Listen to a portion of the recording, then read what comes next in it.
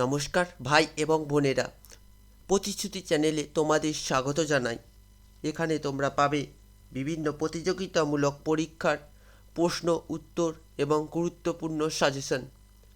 আমরা মূলত এই চ্যানেলটিতে জিকে, জিএস এবং ইংরাজি বিষয়ের ওপর পড়াশোনা করব এবং জানব সম্পূর্ণ বাংলা ভাষায়।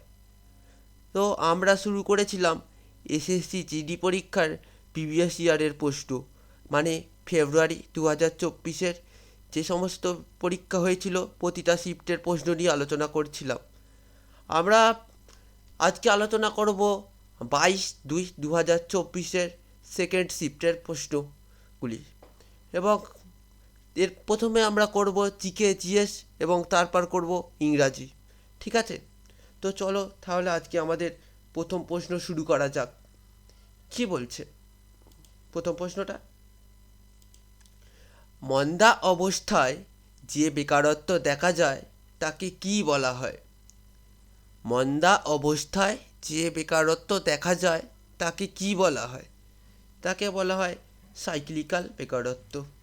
কি বলা হয়? সাইক্লিক্যাল বেকারত্ব বলা হয় মন্দা অবস্থায় যে বেকারত্ব দেখা যায়। ঠিক আছে, এবার দেখো যে ছদ্ম বেকারত্ব। ছদ্ম বেকারত্ব হলো এমন একটি পরিস্থিতিকে বোঝায় যেখানে প্রয়োজনের চেয়ে বেশি লোক কাজ করে। প্রায়শই উন্নয়নশীল দেশগুলিতে কৃষিক্ষেত্রে এটি দেখা যায়। অনেকে বলেছে ধরো ভারতেই তোমরা দেখো যে মানে এত পরিমাণে তোমার জনসংখ্যা বেড়ে গেছে, সেখানে কি লোক অনেক বেশি হয়ে গেছে, কাজ সেভাবে নয়, যেটাকে বলা হয় ছদ্ম বেকারত্ব। ঠিক আছে, আরেকটা কি বলেছে? ফ্রিকশনাল বেকারত্ব। ফ্রিকশনাল বেকারত্ব তখন ঘটে যখন কর্মীরা অস্থায়ীভাবে বেকার থাকে বা নতুন কাজ খুঁজতে থাকে।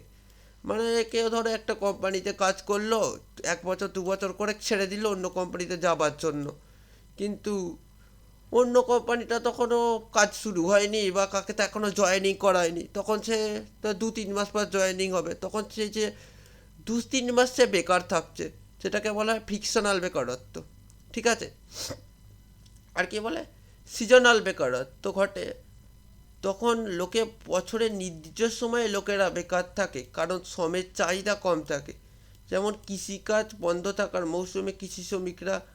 স্ট্রাকচারাল বেকারত্ব তখন ঘটে যখন কর্মীদের দক্ষতা এবং শিল্পের চাহিদার মধ্যে অসঙ্গতি থাকে।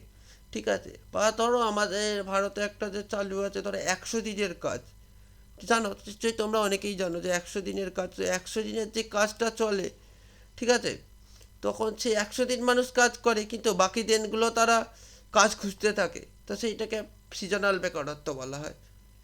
ঠিক আছে,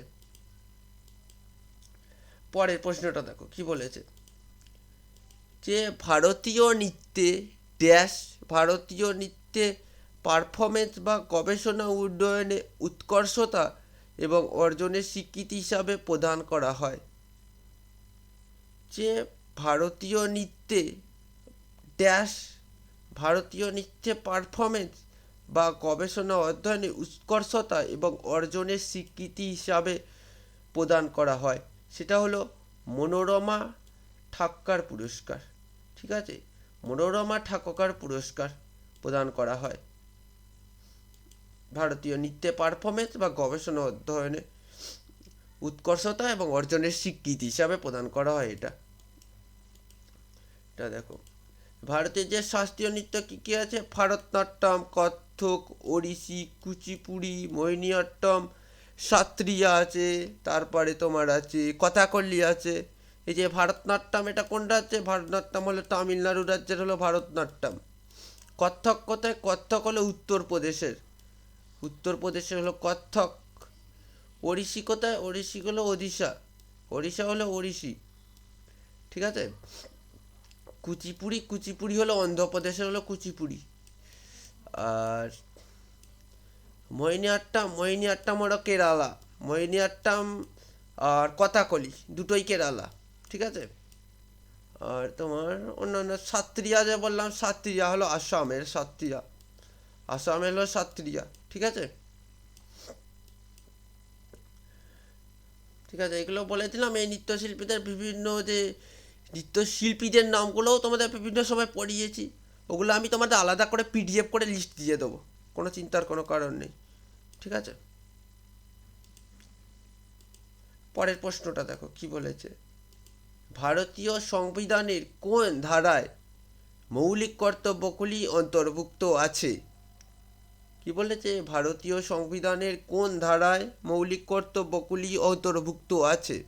এই কোশ্চেনটা আগের শিফটেও ছিল, যেটা হলো 51A।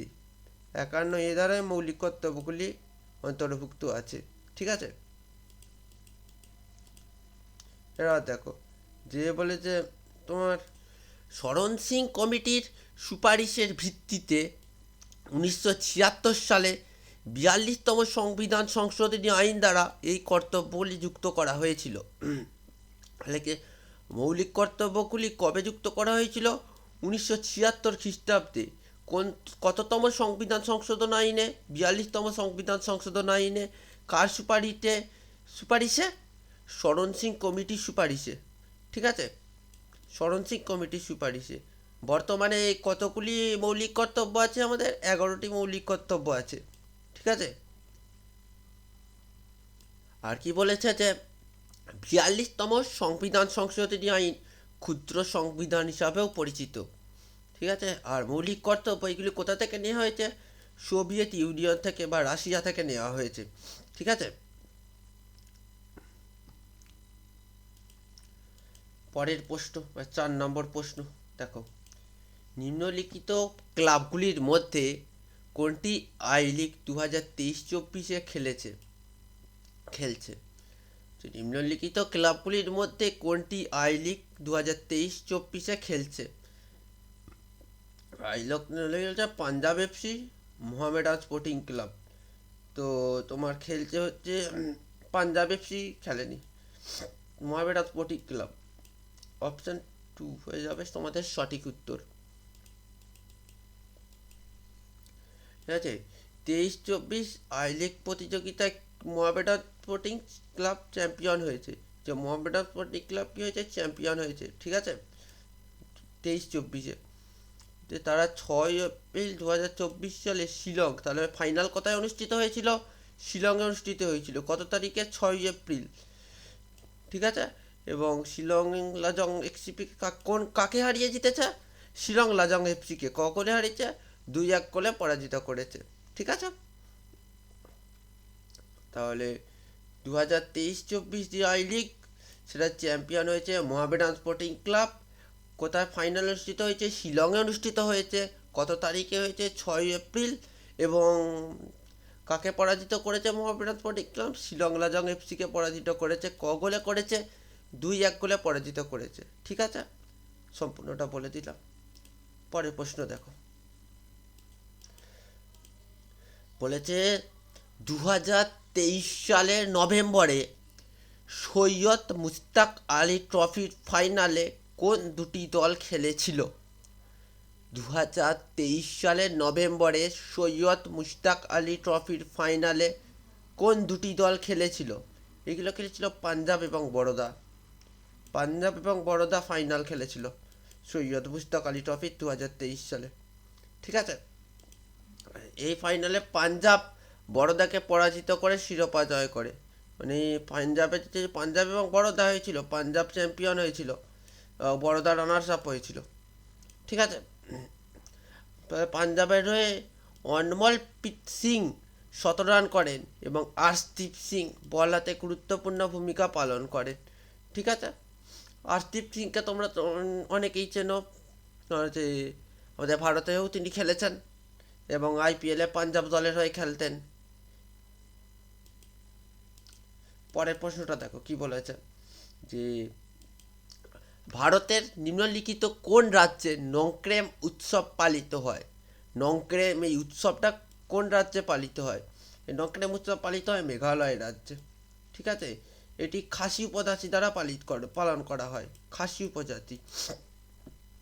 ঠিক আছে, খাসি জনজাতির একটি গুরুত্বপূর্ণ সাংস্কৃতিক অনুষ্ঠান। এটি 5 দিনব্যাপী ফসল তোলার উৎসব। তাহলে যে নংক্রেম যে উৎসবটি, এটি খাসি উপজাতির, ঠিক আছে, ফসল তোলার উৎসব। এটি কদিন ব্যাপী হয়? 5 দিন ব্যাপী হয়। মেঘালয়ের রাজধানী কি? শিলং। ঠিক আছে, মেঘালয়ের রাজধানী হলো শিলং। পরের প্রশ্নটা দেখো কি বলেছে। টিপু সুলতান ড্যাশ সালে মহীশূরের শাসক হন। টিপু সুলতান ড্যাশ সালে মহীশূরের শাসক হন। তিনি মহীশূরের শাসক হন 1782 খ্রিস্টাব্দে। 1782 খ্রিস্টাব্দে টিপু সুলতান মহীশূরের শাসক হন। এরা দেখো যে চতুর্থ অ্যাংলো মহীশূর যুদ্ধের সময় 4 মে 1799 সালে ব্রিটিশ বাহিনীর শ্রীরঙ্গাপাটনা দখল করার সময় টিপু সুলতানের মৃত্যু হয়। তাহলে বলেছে টিপু সুলতানের মৃত্যু কত খ্রিস্টাব্দে হয়? 1799 খ্রিস্টাব্দে। কোন যুদ্ধে? চতুর্থ অ্যাংলো মহীশূর যুদ্ধের সময় হয়। ঠিক আছে, এই সময় ব্রিটিশ বাহিনী শ্রীরঙ্গাপাটনা দখল করার চেষ্টা করেছিলেন। পরের প্রশ্ন দেখো কি বলেছে। 2023 সালের ভারতীয় নাগরিক সুরক্ষা সংহিতা 2023 সালের ভারতীয় নাগরিক সুরক্ষা সংহিতা বা ফৌজদারি কার্যবিধি সংহিতার পরিবর্তে আসে তা কার দ্বারা প্রবর্তিত হয়েছিল? কি বলেছে দেখো ভালো করে প্রশ্নটা পড়ো। 2023 সালের ভারতীয় নাগরিক সুরক্ষা সংহিতা যা ফৌজদারি কার্যবিধি সংহিতার পরিবর্তে আসে, মানে ফৌজদারি কার্যবিধি যে সংহিতা, এটা 2023 সালের নাম চেঞ্জ হয়ে কি হয়েছে? ভারতীয় নাগরিক সুরক্ষা সংহিতা। ঠিক আছে, তা কার দ্বারা প্রবর্তিত হয়েছিল? এটা প্রবর্তিত হয়েছিল স্বরাষ্ট্রমন্ত্রী অমিত শাহের দ্বারা। ঠিক আছে, স্বরাষ্ট্রমন্ত্রী অমিত শাহের দ্বারা প্রবর্তিত হয়েছিল। পরের প্রশ্নটা দেখো কি বলেছে। ভারতের পঞ্চবার্ষিকী পরিকল্পনা নিম্নলিখিত কোন বিবৃতি সঠিক? ভারতের পঞ্চবার্ষিকী পরিকল্পনা সম্পর্কে নিম্নলিখিত কোন বিবৃতিটি সঠিক? যে দশম পঞ্চবার্ষিকী পরিকল্পনা শেষে ভারত দ্রুততম বর্ধনশীল অর্থনীতির মধ্যে একটি হিসাবে আবির্ভূত হয়েছিল। আর দশম সরি হঠাৎ করে হ্যাঁচা চলে এসেছে পড়ার মধ্যে। আচ্ছা, প্রচণ্ড পরিমাণে সর্দি করেছে আমার। আচ্ছা দেখো প্রশ্নটা কি বলেছে।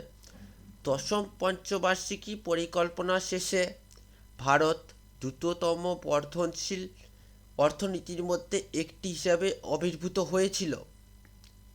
আর তৃতীয়টি কি বলেছে? দশম পঞ্চবার্ষিকী পরিকল্পনা উন্নয়নের কিছু গুরুত্বপূর্ণ সূচকের জন্য নিরীক্ষণযোগ্য লক্ষ্য নির্ধারণ করা হয়েছিল।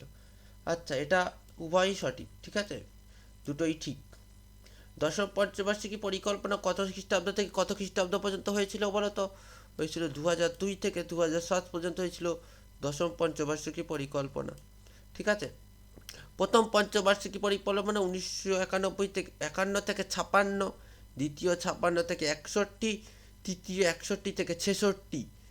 আর মাঝে 3 বছর কি ছিল? পরিকল্পনা ছুটি ছিল, বা এটাকে বলা হয় প্ল্যানিং হলিডে বলা হয়। ঠিক আছে, 1966 থেকে 1969 পর্যন্ত। তারপরে চতুর্থ পঞ্চবার্ষিকী পরিকল্পনা শুরু ছিল 1969 থেকে 74, তারপরে 74 থেকে 78, তারপরে 78 থেকে 80। তোমার 2 বছর যে ছিল রোলিং প্ল্যান ছিল।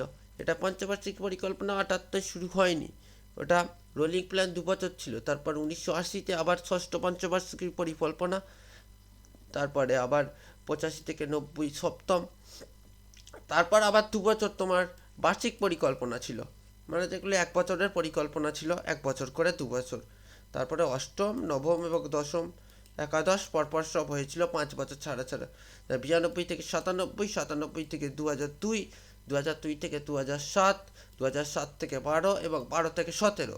তো আমাদের দ্বাদশ পঞ্চবার্ষিকী পরিকল্পনা যে 2012 থেকে 17, এটাই আমাদের শেষ পঞ্চবার্ষিকী পরিকল্পনা ছিল। এবং পঞ্চবার্ষিকী পরিকল্পনা মিশন ছিল, এটা 2014 সালে মোদী সরকার দ্বারা অবলুপ্ত করা হয়েছিল। এবং তার বদলে 2015 সালে কি আসে? 2015 সালে এসেছিল নীতি আয়োগ।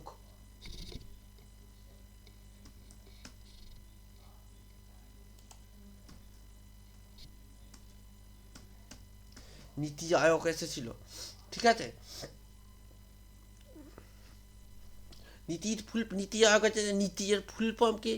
National institution for transforming India. National institution for transforming India নীতি আয়োগের ফুল ফর্ম, ঠিক আছে।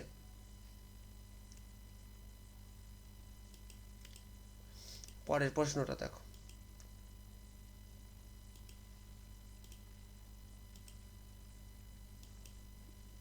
কি বলেছে। 2023 সালে জুন মাসে ভারতীয় রিজার্ভ ব্যাংক এর ডেপুটি গভর্নর হিসাবে কে নিযুক্ত হয়েছিলেন? 2023 সালের জুন মাসে ভারতীয় রিজার্ভ ব্যাংকের ডেপুটি গভর্নর হিসাবে কে নিযুক্ত হয়েছিলেন? স্বামীনাথন জানকিরমান স্বামীনাথন জানকিরামান। তিনি 2023 সালের জুন মাসে ভারতীয় রিজার্ভ ব্যাংকের ডেপুটি গভর্নর হিসাবে নিযুক্ত হয়েছিলেন, ঠিক আছে। তিনি মহেশ কুমার চৈনির স্থলাভিষিক্ত হন। মানে তার আগে যে ভারতীয় রিজার্ভ ব্যাংকের ডেপুটি গভর্নর ছিলেন তিনি হলেন মহেশ কুমার জৈন, ঠিক আছে। বলছে আরবিআই 1974 সালে রিজার্ভ ব্যাংক অফ ইন্ডিয়া আইনের অধীনে 1 এপ্রিল 1935 সালে প্রতিষ্ঠিত হয়েছিল। 1935 সালে যখন প্রতিষ্ঠিত হয় তখন সদর দপ্তর ছিল কোথায় বলো তো? কলকাতা, ঠিক আছে। কলকাতা ছিল সদর দপ্তর। তারপরে 1937 সালে এর সদর দপ্তর কলকাতা থেকে মুম্বাই স্থানান্তরিত করা হয় এবং 1949 খ্রিস্টাব্দে আরবিআই এর জাতীয়করণ করা হয়, ঠিক আছে। এগুলো মনে রাখবে, ছোট ছোট পয়েন্ট তোমরা নোট করে রাখবে খাতায় নোট করে রাখলে সুবিধা হবে তোমাদের পরবর্তীতে পড়তে, কারণ সবসময় তোমরা ভিডিওটা দেখতে পারবে না। পরের প্রশ্নটা দেখো কি বলেছে। অন্ধ্রপ্রদেশে কোন নৃত্যশৈলী উদ্ভূত হয়েছিল? একটু আগে আমি পড়ালাম কুচিপুড়ি অন্ধ্রপ্রদেশে, ঠিক আছে। একটু আগে যখন সেই একটা পুরস্কার না কি বিষয় ছিল প্রশ্নটা, ভারতনাট্যম আচ্ছা যাই হোক, তো অন্ধ্রপ্রদেশে কুচিপুড়ি নৃত্যশৈলী, ঠিক আছে। যে কত্থক নৃত্য উত্তর ভারতের একটি শাস্ত্রীয় নৃত্য, ঠিক আছে, যা জটিল পায়ের কাজ এবং ঘূর্ণনের জন্য পরিচিত। কত্থক মানে উত্তরপ্রদেশ, উত্তর ভারত মানে উত্তরপ্রদেশ মেনলি। ভারতনাট্যম হলো তামিলনাড়ু, সত্রিয়া হলো অসম, ঠিক আছে। কুচিপুড়ি যে নৃত্য, তিনি কয়েকজন নৃত্যশৈলীর নাম হলো যামিনী কৃষ্ণমূর্তি, ঠিক আছে, যামিনী কৃষ্ণমূর্তি। তারপরে আছে ভেমপতি চিন্নাসত্তম, ঠিক আছে, বেদাংশ সত্যনারায়ণ শর্মা। এনারা হলেন কুচিপুড়ি নৃত্যের বিভিন্ন, ঠিক আছে। পরের প্রশ্নটা দেখো কি বলেছে। ভারতের সবুজ বিপ্লব সম্পর্কে নিম্নলিখিত কোনটি সঠিকটা বলতে হবে। বলছে সবুজ বিপ্লবের সময় ঐতিহ্যবাহী কৃষিকাজ থেকে একক ফসল চাষে পরিবর্তন ছোট কৃষকদের ওপর নেতিবাচক প্রভাব ফেলেছিল। বলছে সবুজ বিপ্লবের সময় ঐতিহ্যবাহী কৃষিকাজ থেকে একক ফসল চাষে পরিবর্তন ছোট কৃষকদের ওপর নেতিবাচক প্রভাব ফেলেছিল এবং বলেছে সবুজ বিপ্লবের একটি প্রভাব হলো কৃষিতে অতিরিক্ত মূলধন বিনিয়োগ, ঠিক আছে। এই দুটোই হলো সঠিক, তাহলে অপশান বি হয়ে যাবে আমাদের সঠিক উত্তর। উভয় সঠিক, এখানে কিন্তু ভুলটা চাইনি, সঠিকটা চেয়েছে। কিছু কোনো কোশ্চেনে আবার বলে দেয় কোনটি ভুল, এই দুটি সিলেক্ট করো, ঠিক আছে। আমাদের ভারতে যে সবুজ বিপ্লবের জনক কে বলো তো? সবুজ বিপ্লব জনক হচ্ছে যে এম.এস. স্বামীনাথন হলে ভারতের সবুজ বিপ্লবের জনক। ভারতের সবুজ বিপ্লব শুরু হয়েছিল 1960-এর দশকে, মানে মোটামুটি 1964 খ্রিস্টাব্দ নাগাদ। ঠিক আছে,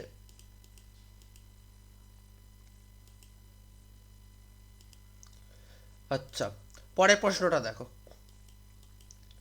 বলেছে যে যে কোনো টেনিস খেলায়, যেখানে যে কোনো খেলা, সরি কি বলেছে, যে কোনো টেনিস খেলায়, যে কোনো খেলা 0-0 থেকে শুরু হয় এবং টেনিসে 0 পয়েন্টকে ড্যাশ বলা হয়। টেনিসে 0 পয়েন্টকে কী বলা হয়? লাভ বলা হয়। মানে দুদিকেই যখন শূন্য থাকে এটাকে লাভ বলা হয়।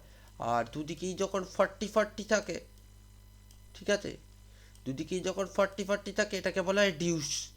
ঠিক আছে, ডিউস বলা হয়। আর দুদিকে 40-40 থাকে তখন একজনকে তোমার 2 সেট পরপর জিততে হয়, ম্যাচটি জেতার জন্য 0.2+ করতে হয়। ঠিক আছে, মানে 2 সেট পরপর জিততে হয়। এটা আগের শিফটেই কোনো একটা প্রশ্নতে এটা পেয়েছিলাম আমি, তাই বলে দিলাম।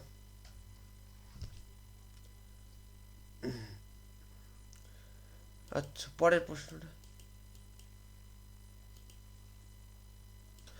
আচ্ছা পরের প্রশ্নটা দেখো কি বলেছে। এটা আচ্ছা, দুদিকে মেলাতে হবে। নিম্নলিখিত ব্যক্তিদের তাদের সংশ্লিষ্ট বাদ্যযন্ত্রের সাথে মেলাও। এস বলাচন্দর, অনুষ্কা শঙ্কর, কিষাণ মহারাজ। ঠিক আছে, এস বলাচন্দর তিনি কোন বাদ্যযন্ত্র? এস বলাচন্দর তিনি বীণা, বীণা বাজার জন্য। অনুষ্কা শঙ্কর কার কন্যা বলো তো? অনুষ্কা শঙ্কর তোমার পণ্ডিত রবিশঙ্করের কন্যা হলো অনুষ্কা শঙ্কর, তিনি সেতার বাদকের জন্য বিখ্যাত। আর কিষাণ মহারাজ, পণ্ডিত কিষাণ মহারাজ হলো তবলা বাজানোর জন্য বিখ্যাত। তাহলে A2 B3 এবং C1, A1 A2 B1 A1 হচ্ছে A2 B3 C1, তাহলে অপশান ডি হয়ে যাচ্ছে আমাদের সঠিক উত্তর। ঠিক আছে,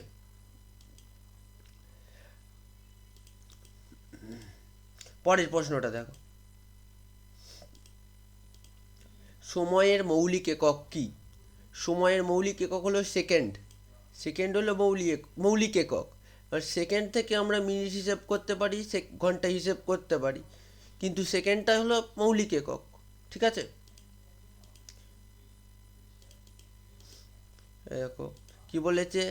এই সংজ্ঞাটি 1967 সালে আন্তর্জাতিক ওজন ও পরিমাপ কমিটি দ্বারা গৃহীত হয়েছিল।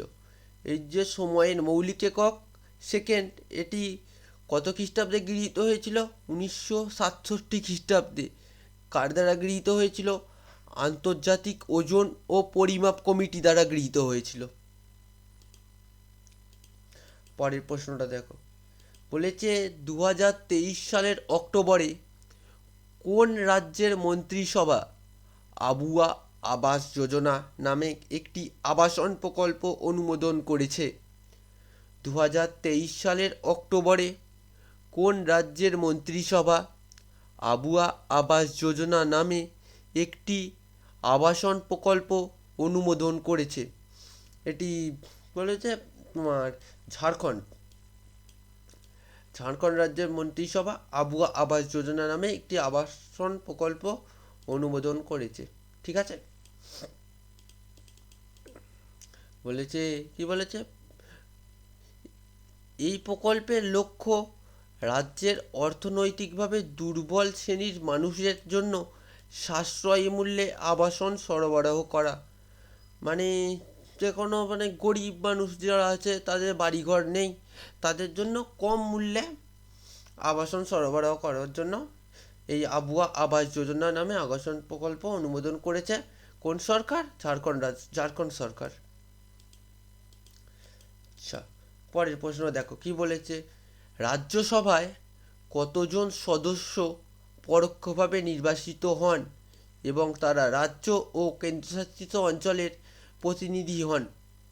রাজ্যসভায় কতজন সদস্য পরোক্ষভাবে নির্বাচিত হন এবং তারা রাজ্য ও কেন্দ্রীয় শাসিত অঞ্চলের প্রতিনিধি হন? দেখো রাজ্যসভায় যে কতজন সর্বোচ্চ সদস্য থাকতে পারে বলো তো?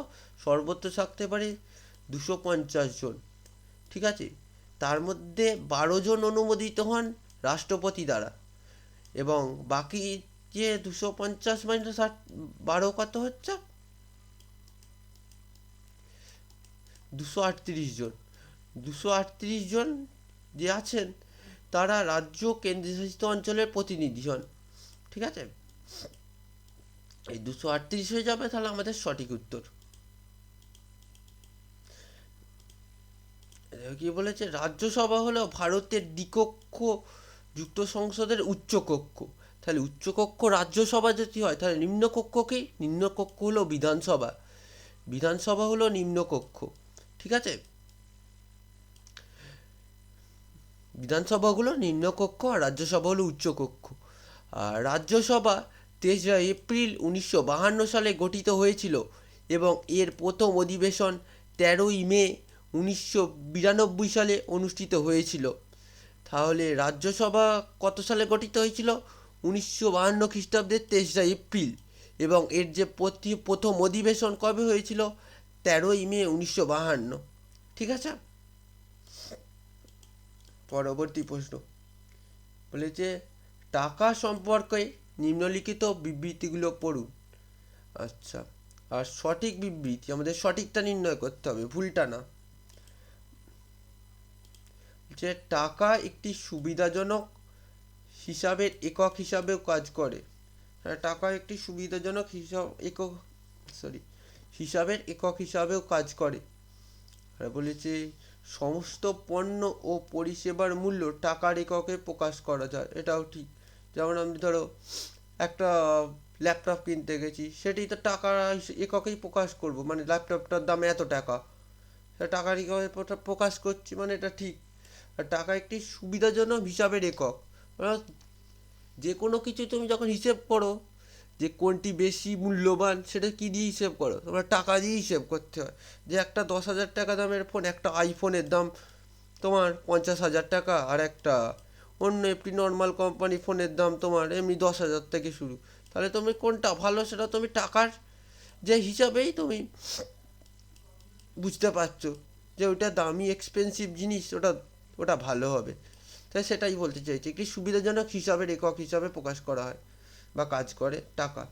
তাহলে অপশান এ হয়ে যাবে আমাদের সঠিক উত্তর। ঠিক আছে, পরের প্রশ্ন দেখো। পরের প্রশ্ন কি বলেছে, যে মৌর্য সাম্রাজ্যের প্রতিষ্ঠাতা কে ছিলেন? মৌর্য সাম্রাজ্যের প্রতিষ্ঠাতা কে ছিলেন বলে তো? চন্দ্রগুপ্ত মৌর্য ছিলেন মৌর্য সাম্রাজ্যের প্রতিষ্ঠাতা। ঠিক আছে,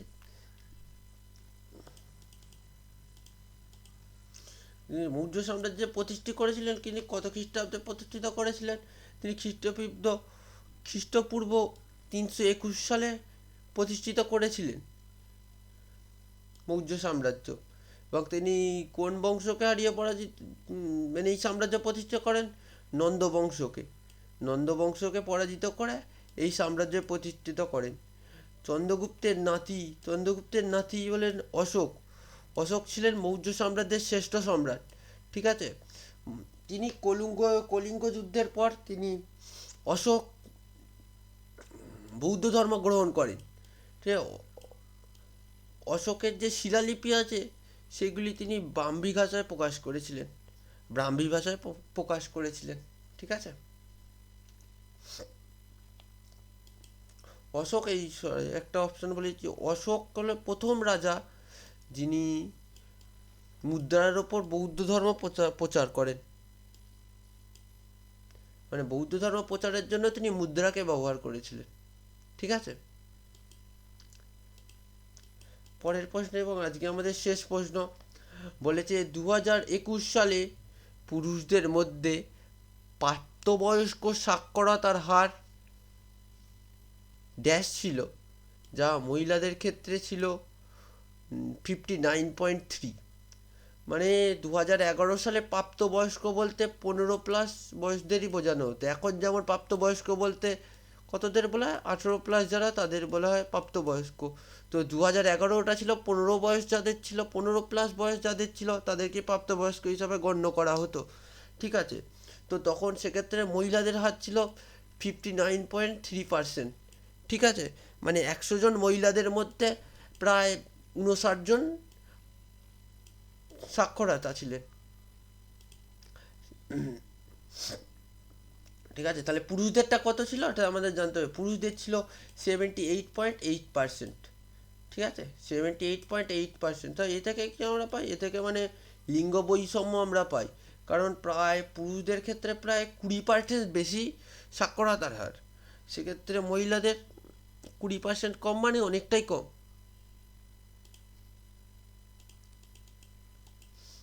ঠিক আছে, 2011 সালে যে আদমশুমারি হয়েছিল, সবথেকে শিক্ষিত রাজ্য ছিল কে বলো তো? কেরালা ছিল সবথেকে শিক্ষিত রাজ্য। প্রায় 93% ছিল কেরালার শিক্ষারতার হার। আর সবথেকে কম শিক্ষিত রাজ্য ছিল বিহার।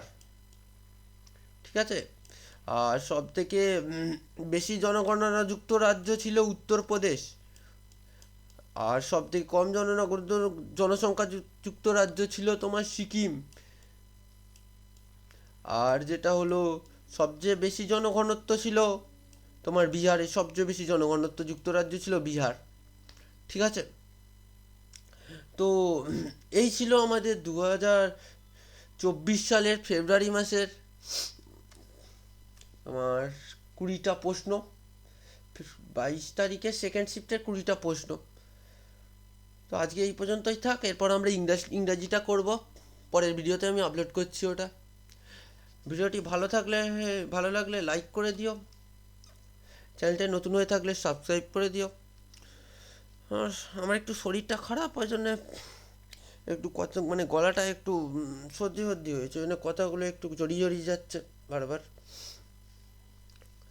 ঠিক আছে, আজকে এই পর্যন্তই রাখলাম, টাটা।